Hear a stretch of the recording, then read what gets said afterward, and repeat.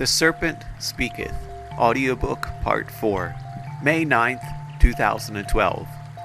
I'm drinking my morning cup of coffee, looking out the window when I realize that the gnarled tree out front is gone, or rather, in pieces. I start to feel dread and fear and close my eyes trying to block out the feeling. I'm not sure exactly what causes the feeling because I've been trying to take Summer's advice and not worry about things too much, but I can't help but deny that it's there. Since I am stuck at the farm, I have no option but to notice the tree, even though I try to keep myself busy with work and chores around the house. Since Frank has my keys and Summer hasn't come to see me, I feel restless and agitated. When I step outside at 10 a.m., I'm fully aware that Frank is probably watching me. He waves cheerfully at me from across the road. I wave back and just start walking down the street. He yells at me and asks me where I'm going. His voice is commanding. I look back and yell that I just have to go for a walk, and I keep walking. It's been years since I've lived at the farm, so I'd forgotten how isolated it is.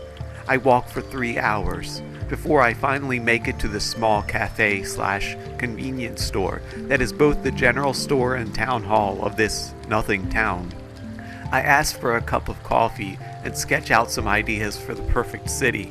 I'm terribly self-conscious sitting here in the cafe as workers and truckers come and go, but I pretend like it's nothing out of the ordinary is going on. I feel the gaze of the townspeople and a few needlessly comment on my artwork. After a few hours, though, the thoughts of the farm and the tree are out of my mind.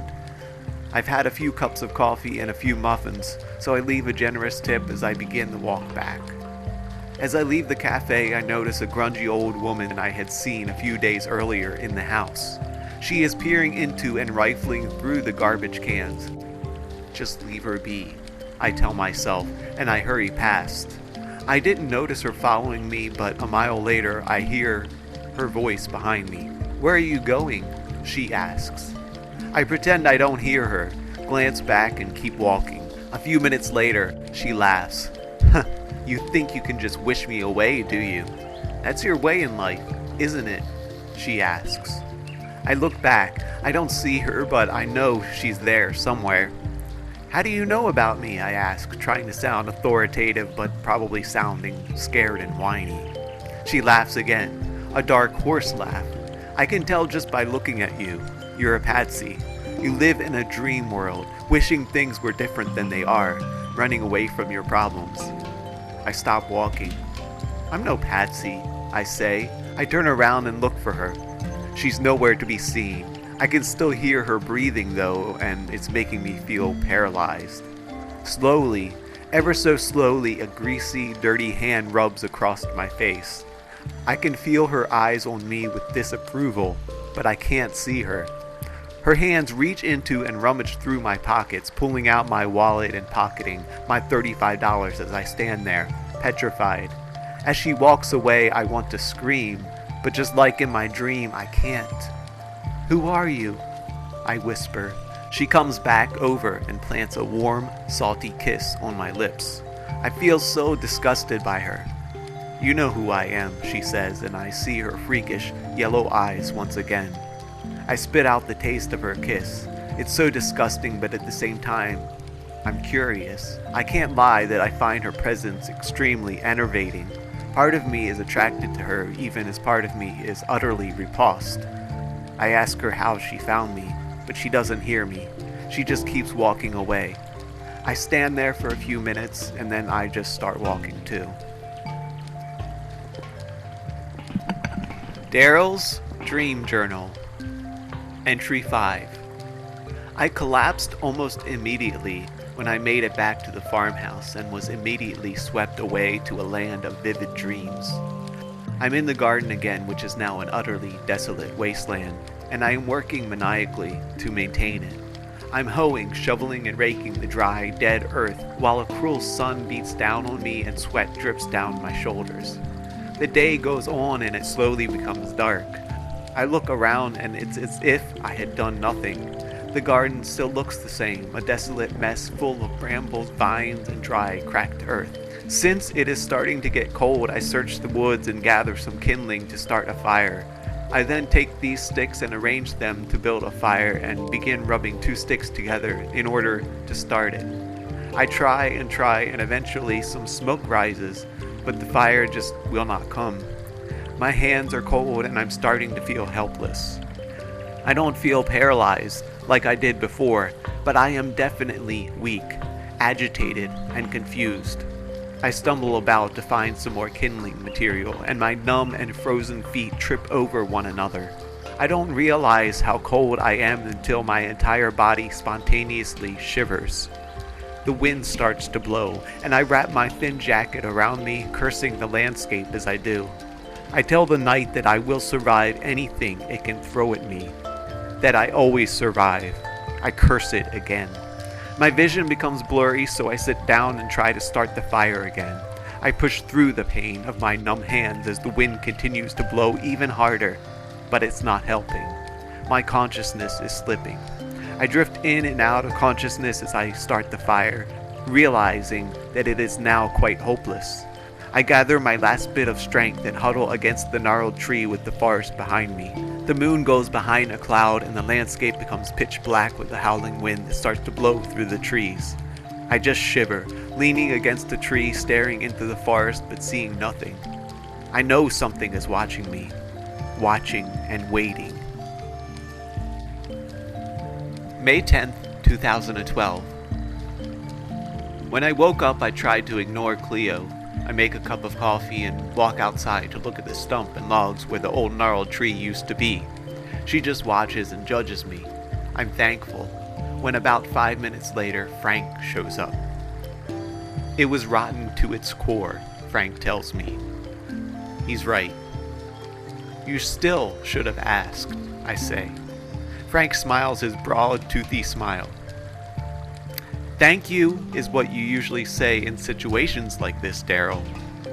I rub my forehead, look back to where Cleo is sitting, then look to Frank. I'm sorry, I say. Thanks. I wish you had helped, but I did it anyway, he says. I apologize and Frank just brushes it off, saying it was no big deal.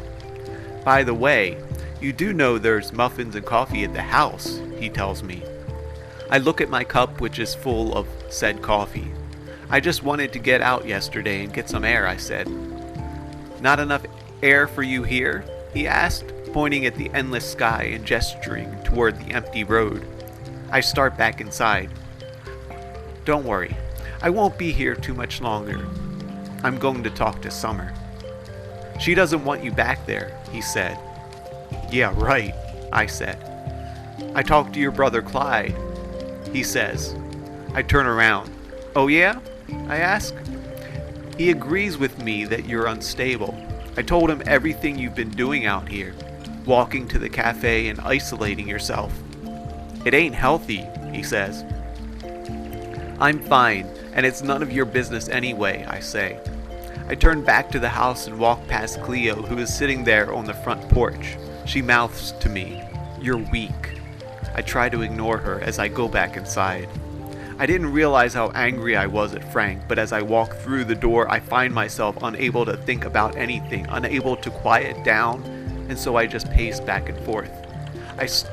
I stare out at the old gnarled stump, and I hear the voice of that dirty homeless woman.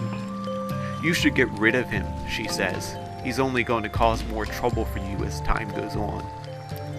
No, I just have to go back to how things are before, I mutter. Think he'll let you? He won't, she tells me. I glance back at Cleo and see her shadow hanging over the front porch. He wants the past to come back. He ain't interested in letting you move on and be who you really are, she said. I don't care, I said. He's watching you, and he doesn't really like you, she said. I look back. She's rocking back and forth. How did you know about Summer and Clyde? I ask. I just know. I grumble and stare off into the distance again. So what's your solution? Just stare out the window, pretend things will magically get better? She said. I glance back at her shadow. Of course not. I'm gonna work hard. I'm gonna change my life, get back to work, and to start, I'm going to call Summer, I said.